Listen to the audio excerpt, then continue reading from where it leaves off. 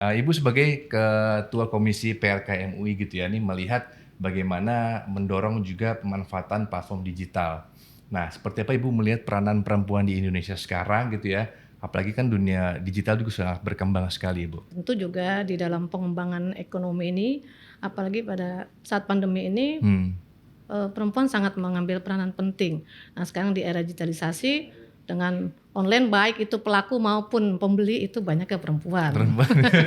Apalagi kalau ada diskon-diskon Bu ya. Iya, kami lakukan beberapa juga kita mengadakan acara muslimah sebelumnya ini perempuan dan ekonomi kreatif juga dengan Pak Sandiaga Uno dan juga pelaku industri dan bisnis dan juga UMKM perempuan, juga kemarin muslimahpreneur baik dengan Wardah, dengan Elzata, dengan beberapa e-commerce yang memang ini menyiapkan perempuan-perempuan ini untuk para wanita-wanita yang memang sudah bergerak di di ekonomi kreatif ini untuk diberikan pelatihan digital sehingga mereka mampu. Kalau misalkan di Komisi Perempuan, Remaja dan Keluarga ini, apakah sudah memang bekerja sama dengan lembaga lainnya, misalkan seperti BNPT tadi Ibu bilang, Bu? Iya, ini sedang dengan yang tadi saya bilang karena kalau di komisi kami kan tidak langsung ya menangani ini, tetapi kita terintegrasi nanti dengan BPET tadi, Badan Penanggulangan Ekstremisme Terorisme. Nah, badan inilah yang MOU dengan BNPT. Nanti itu termasuk juga mungkin juga melibatkan komisi dakwah karena ini yang pendakwah, ini kan yang dekat dengan masyarakat ini kan tokoh agama ya, baik itu tokoh struktural maupun kultural.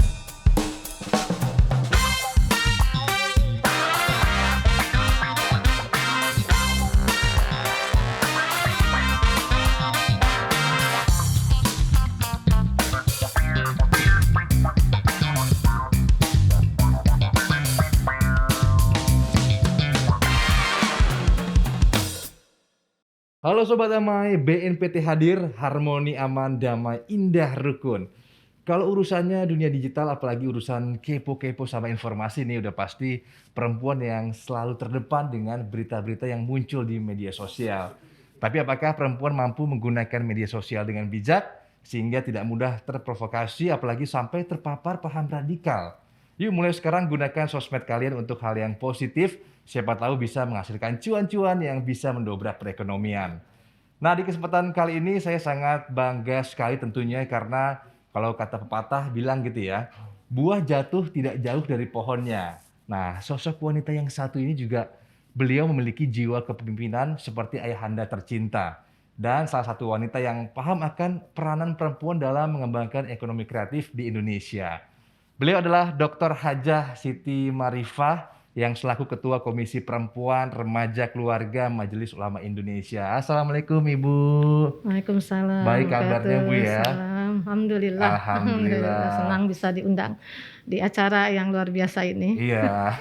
Bu, Amin, kalau misalkan sebelum kita ngobrol-ngobrol, kita juga mau menginfokan juga ke Sobat Damai semua kalau setiap episode podcast Cafe Toleransi ini kita juga memenuhi protokol kesehatan secara ketat, dan juga saya dan juga Ibu Marifah juga sudah melakukan tes swab antigen dan hasilnya negatif gitu ya Bu. Jadi mungkin kita bisa copot maskernya Ibu. Boleh. Boleh ya. Sudah sesuai prokes ya. Iya Ibu. Oke baik Bu, ini kita ngobrolnya santai-santai aja seperti ya Bu ya. Iya baik. Nah, Ibu sebagai Ketua Komisi PRK MUI gitu ya, ini melihat bagaimana mendorong juga pemanfaatan platform digital. Nah, seperti apa Ibu melihat peranan perempuan di Indonesia sekarang gitu ya, apalagi kan dunia digital juga sangat berkembang sekali Ibu. Iya. Terima kasih Mas Adam. Iya.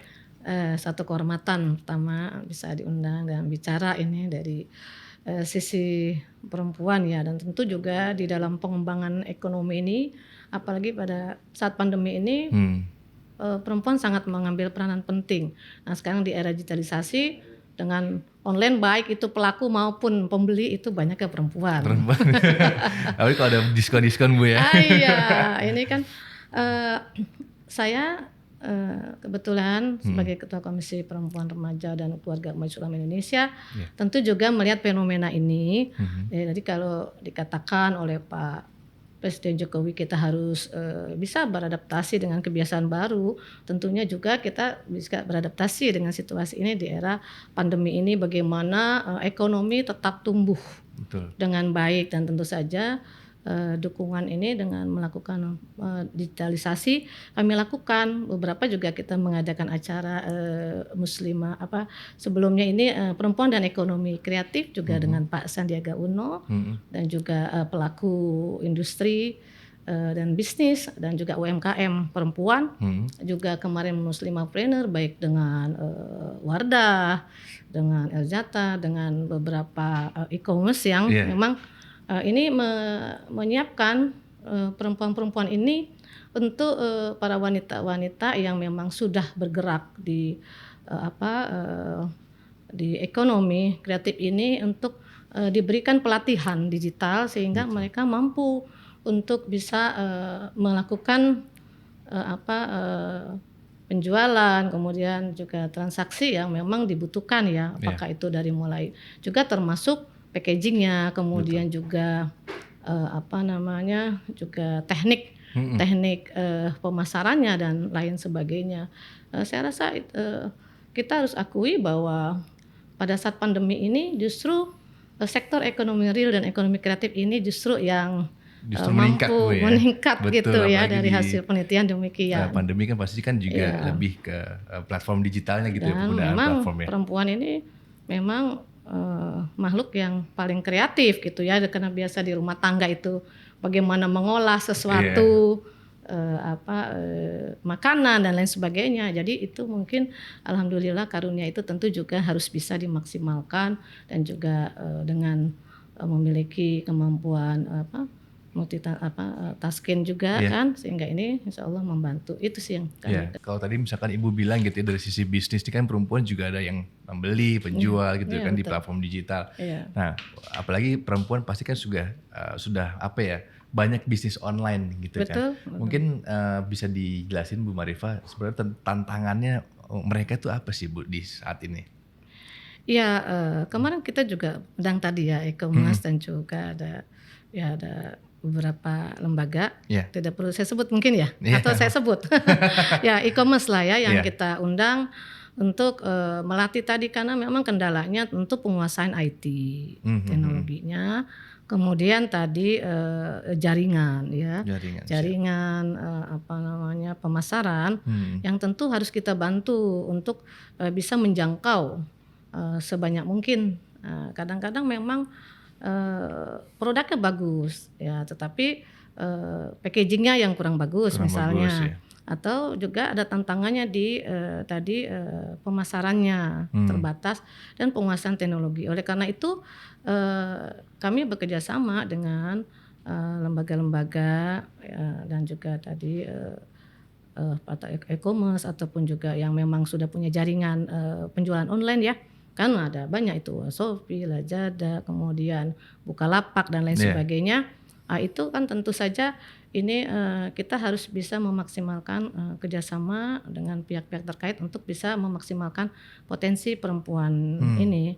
Karena memang mereka hampir saya berkeliling ya di beberapa tempat itu sangat bagus, dan bahkan kan juga ada yang sudah ke mancanegara ya produknya.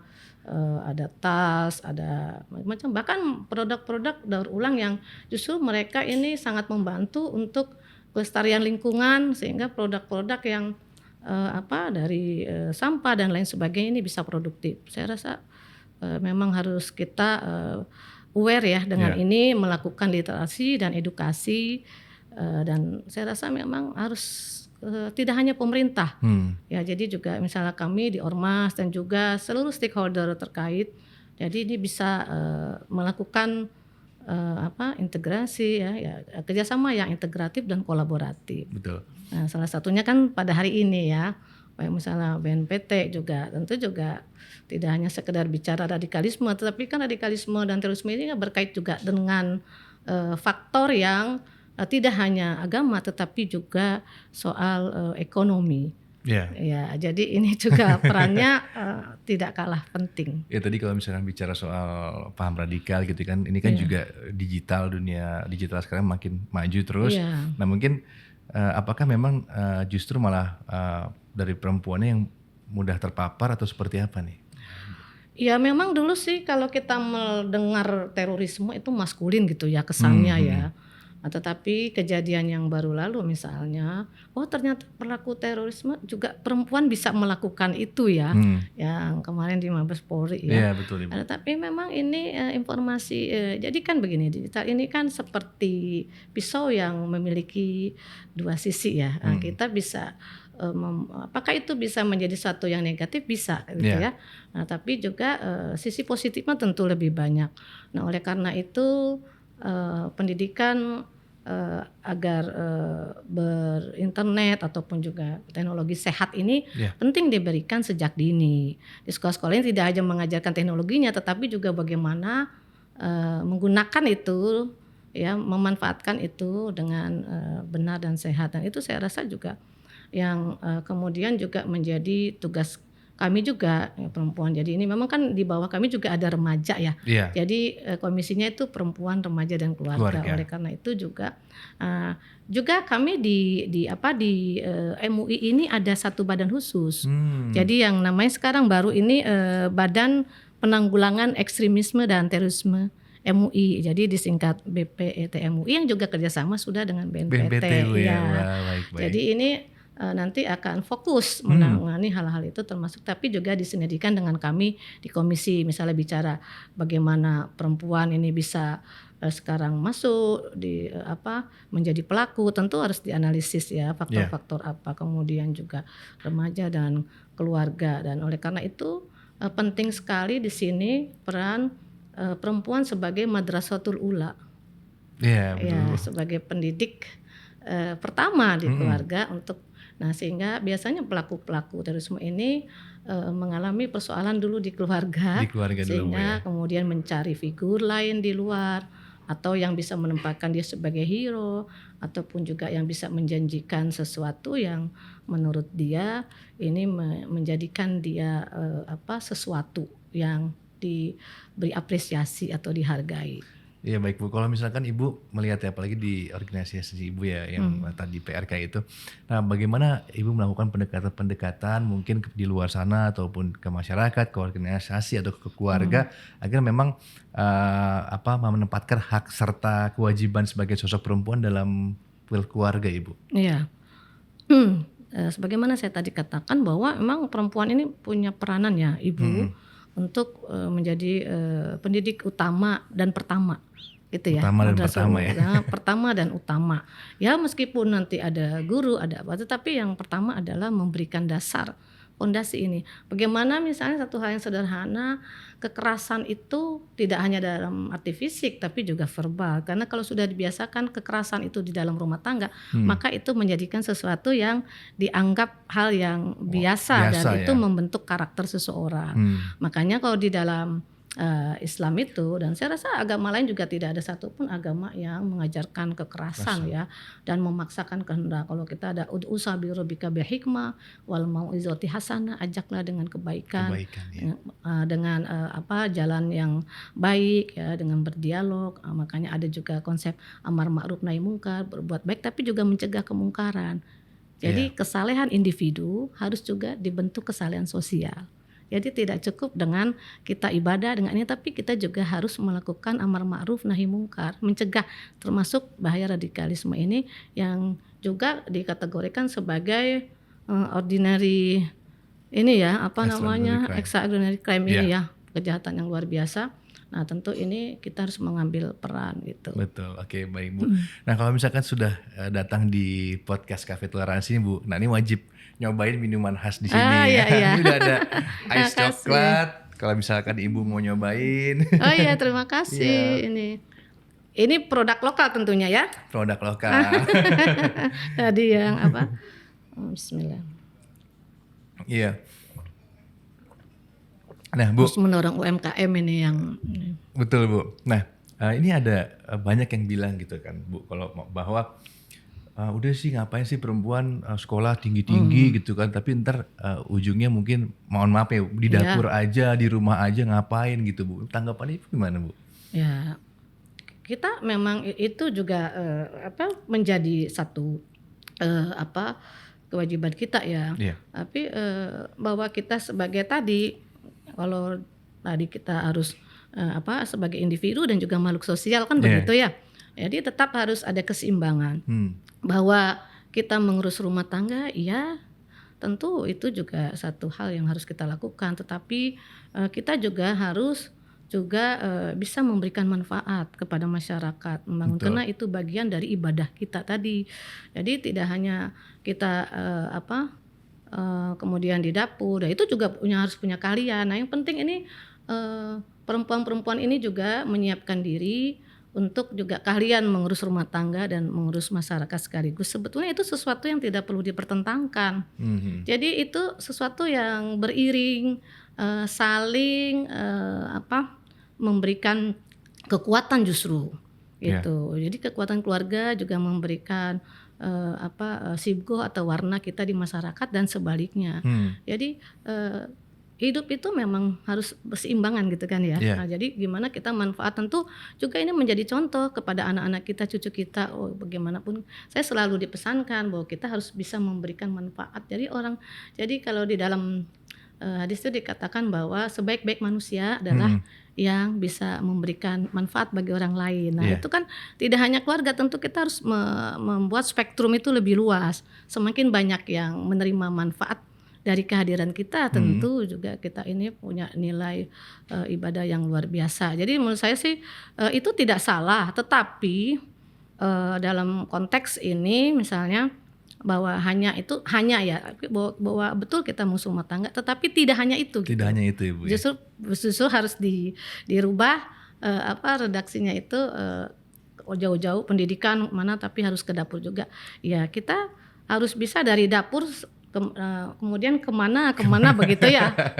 Dia punya inovasi Bu ya. Iya, sekarang juga orang masak juga menjadi satu profesi yang luar biasa ya. Kalau dulu orang tidak mau jadi seorang chef ya, tapi sekarang chef itu menjadi profesi yang luar biasa. Masak di rumah jadi bisa kalau dijualin, sesuatu itu sungguh-sungguh dikerjakan juga dan bisa memberikan manfaat, bisa juga memberikan pendidikan ataupun juga pelatihan tentang itu. Jadi tergantung kita saya sih lebih cenderung mendudukkan itu bahwa keseimbangan dalam hidup agar dari sisi jadi harus ada individu, kebutuhan individu. Jadi ada hak-hak individu, ada hak-hak keluarga dan ada hak-hak masyarakat. Jadi itu harus kita bisa berperan di ketiga sektor itu dengan baik. Iya Bu. Kalau misalkan kita melihat kejadian-kejadian aksi radikal terorisme yang belakangan ini terjadi, misalkan kayak aksi teror di Mabes, terus bom Makassar juga yang melibatkan istri dan suami, terus bom Surabaya yang melibatkan anak gitu. Itu kan artinya dalam satu lingkup keluarga ya Bu ya. Apakah memang keluarga itu berpengaruh besar terhadap keputusan yang mereka buat nantinya Bu? Artinya kan ya kayak yang di Makassar itu hasil diskusi dari istrinya gitu. Terus yang di Surabaya juga satu keluarga sampai bom bunuh diri gitu. Bu, apa memang keluarga nih utama Bu untuk menentukan suatu tindakan ke depannya? Betul, memang tadi pendidikannya dimulai dari keluarga yang tadi saya sampaikan. Maka ini tentu menjadi perhatian semua ya. Jadi mungkin tidak hanya tugas BNPT ini selaku lembaga resmi, tapi juga kami di Majelis Ulama Indonesia. Bahkan kami itu sudah mengeluarkan fatwa MUI nomor 3 ini tahun 2004 tentang terorisme. Yang sekarang lagi kita kaji untuk perluasan daripada, karena kan tadi sudah ada perubahan di dalam termasuk di undang-undang juga kan ada. Sampai yang tahun 2018 ini kan ada penambahan karena perbedaan dari sisi modus, kemudian pelaku, kemudian juga cara-caranya yang waktu itu mungkin di fatwa juga belum sampai melihat itu. Misalnya itu kan kalau di fatwa hanya membedakan misalnya perbedaan antara jihad dengan terorisme, dengan dengan gerakan terorisme gitu kan.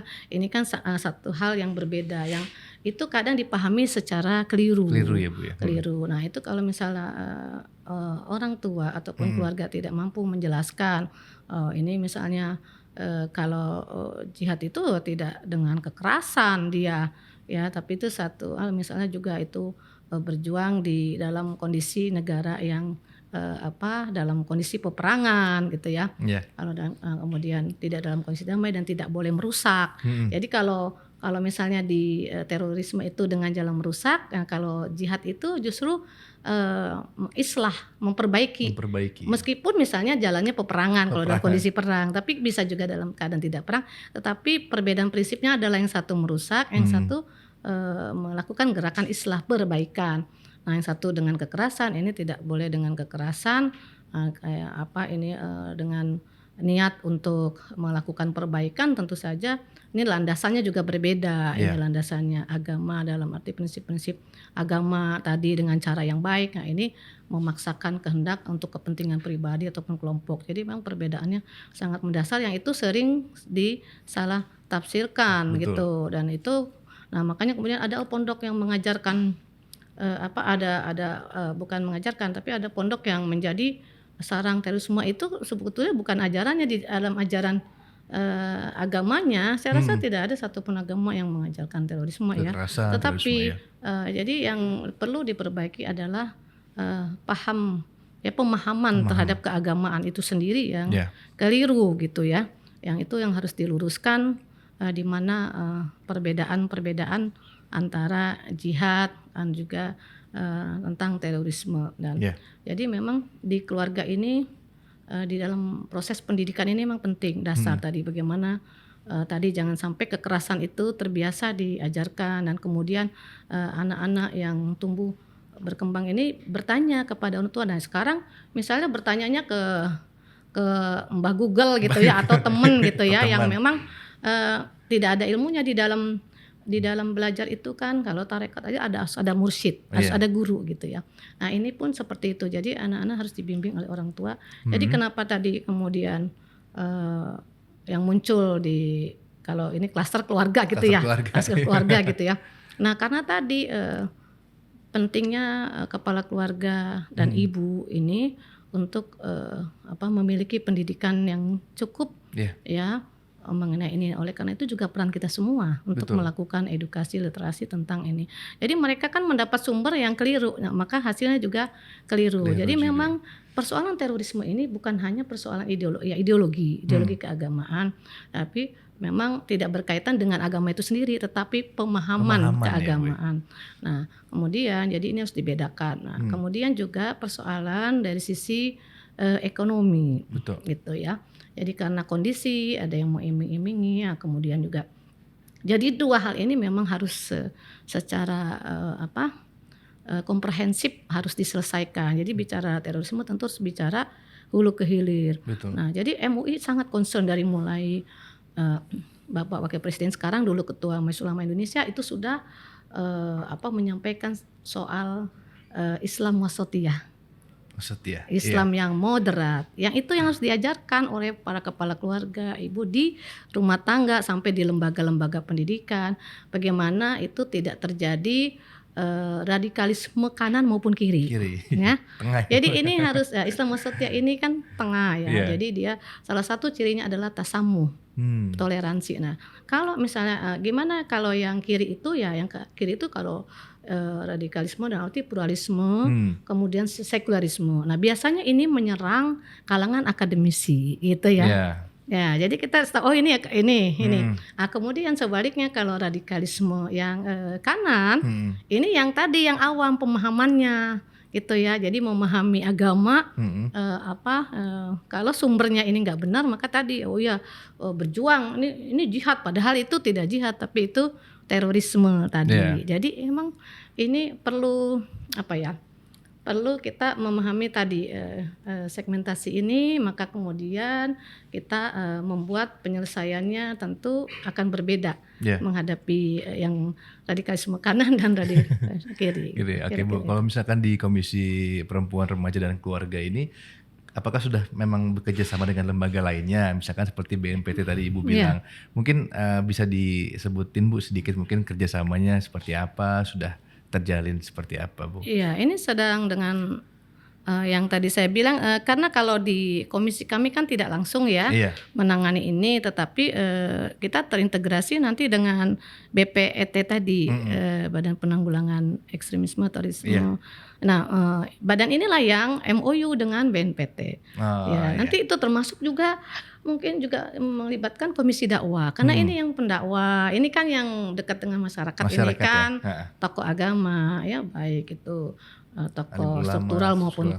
kultural. Nah, ini memang sekali lagi karena ini tadi ini luar biasa mengenai soal terorisme ini kan tadi kan extraordinary crime ini kan jaringan internasional dan sudah modusnya udah.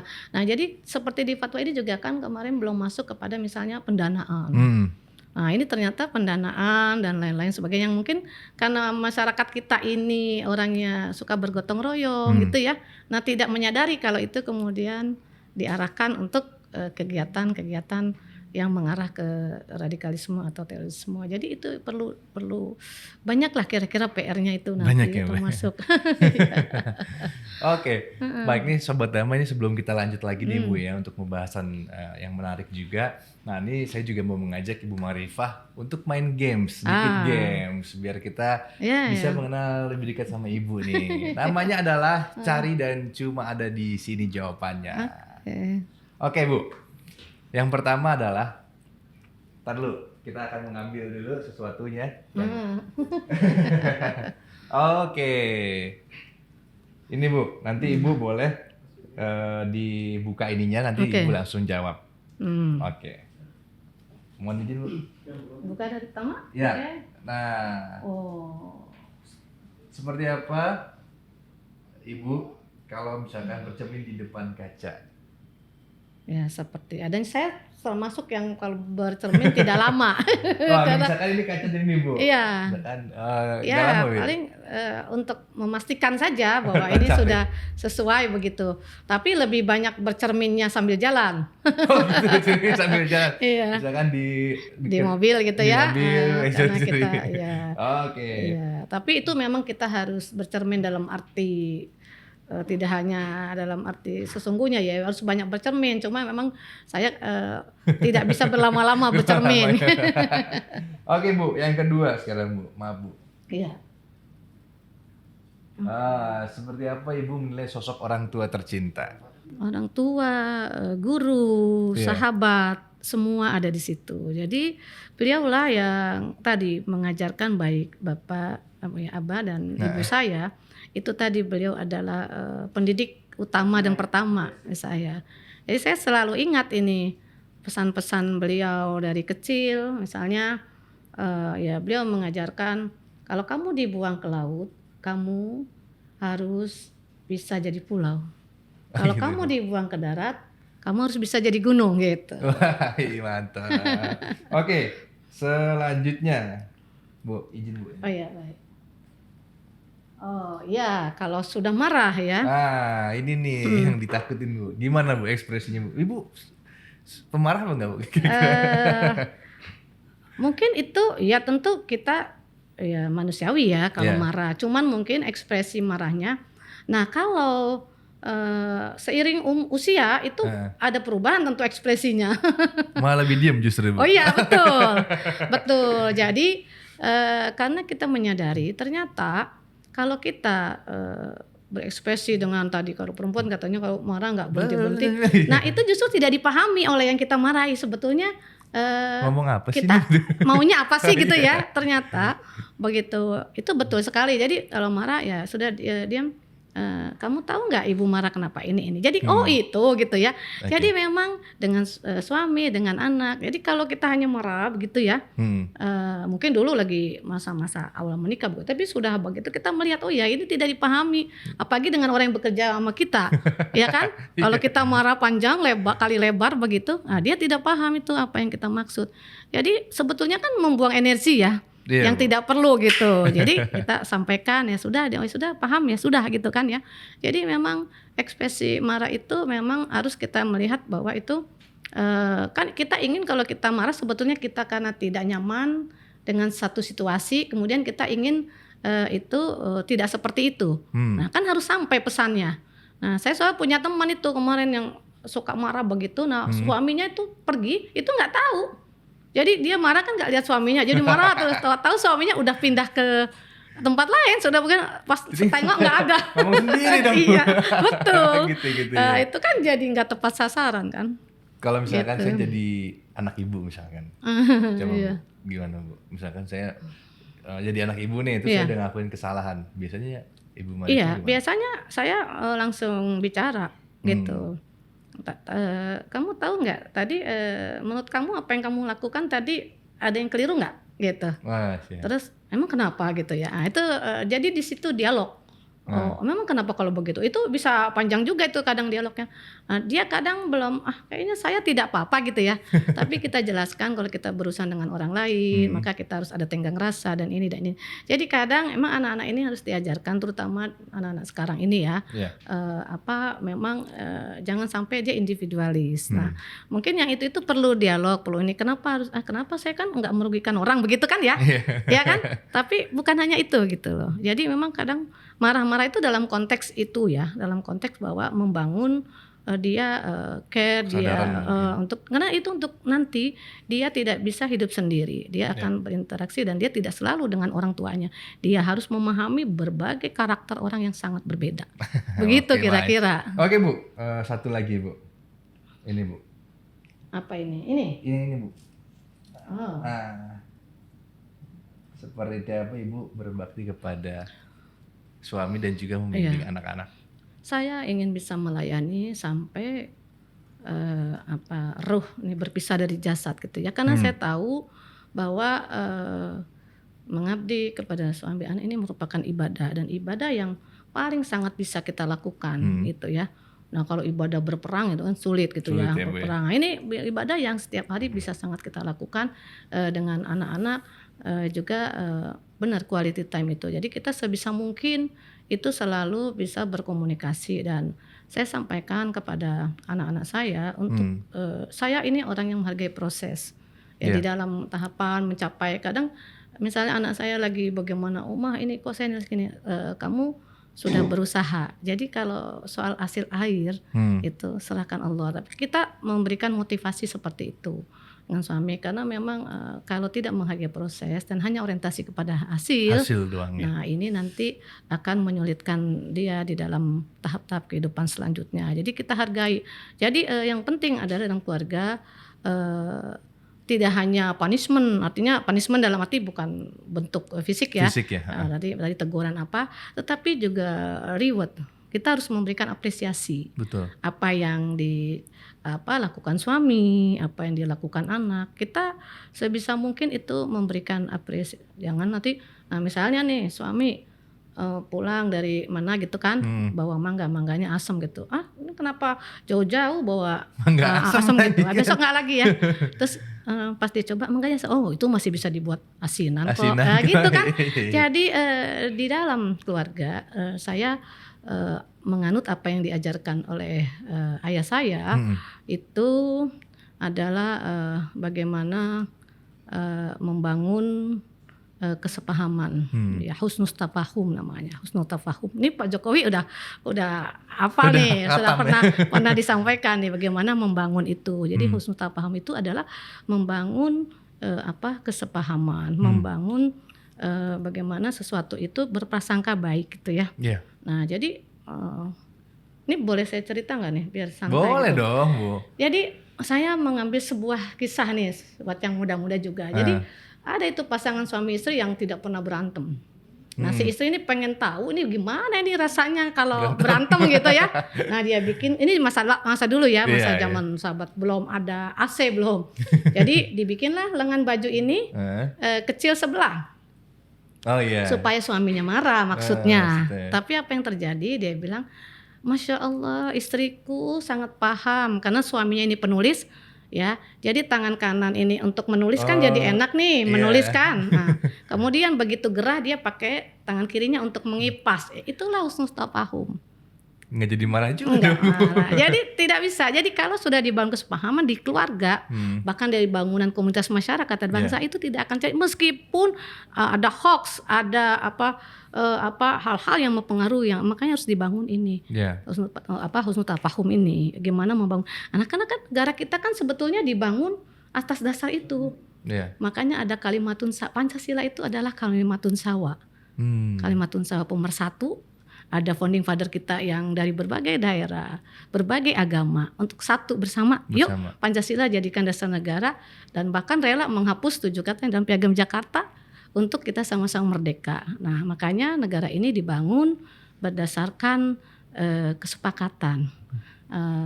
Kita mungkin menyebutnya Darul Misak, negara kesepakatan Indonesia ini. Jadi dari mulai rumah tangga, masyarakat, bangsa ini kita sudah punya sebetulnya aturan-aturan dan juga yang falsafah-falsafah yang kita tinggal melaksanakan. Bismillah insyaallah. Bismillah. Baik Bu, ini mungkin terakhir Bu ya. Nah ini mungkin harapannya Bu dari sebagai Ketua Komisi Keluarga, Remaja, Perempuan ya Bu ya, dan MUI juga untuk perempuan di Indonesia Bu. Untuk perempuan seluruh Indonesia tentu juga saya berharap kita menyiapkan dari sisi juga ilmu ya, SDM. Jadi kalau ingin berperan aktif kita, karena kita ini adalah bagian masyarakat dan bagian dari bangsa, tentu perempuan harus mengambil peran aktif untuk juga membangun bangsa dan negaranya melalui peran sertanya. Jadi oleh karena itu ya kita jadi laki-laki ini merupakan mitra kita untuk sama-sama membangun. Jadi sebetulnya saya memahami kalau emansipasi ini ya kita peran serta kita dan dengan menyiapkan. Jadi kita tidak bisa menuntut orang lain harus memberikan apa kepada kita, tetapi apa yang kita bisa berikan, dan tentu kita harus mempersiapkan diri dengan ilmu, kemudian ya kemampuan, kompetensi, dan juga keterbukaan kita untuk bisa melakukan integrasi dan kolaborasi dengan berbagai pihak tentunya.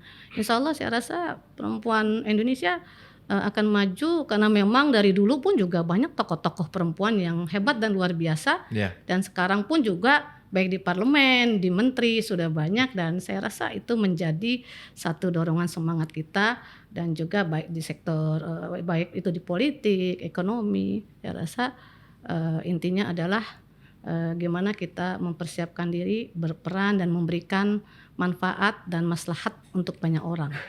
Baik, terima kasih Ibu Marifa udah datang di podcast Cafe Toleransi. Semoga tadi juga obrolan kita bermanfaat dan juga bisa menginspirasi ya Ibu ya. Amin. Amin ya rabbal alamin. Oke, setelah ngobrol banyak tentang perempuan, saya sebagai seorang lelaki semakin paham bahwasannya perempuan tidak hanya dilihat dari fisiknya saja. Perempuan juga perlu memiliki kualitas dari segi kecerdasan serta kekuatan berpikir, dan mereka juga adalah guru, ibu, dan juga teman. Itulah mengapa pemberdayaan perempuan menjadi hal yang penting hingga tidak timbul pemahaman yang menyimpang dan tetap membuat suasana keluarga terus berwarna. Oke, saya Adam Suryanegara bersama saya Siti Marifa, Ketua Komisi Perempuan, Remaja, dan Keluarga Majelis Ulama Indonesia. Salam damai dan salam Indonesia Satria.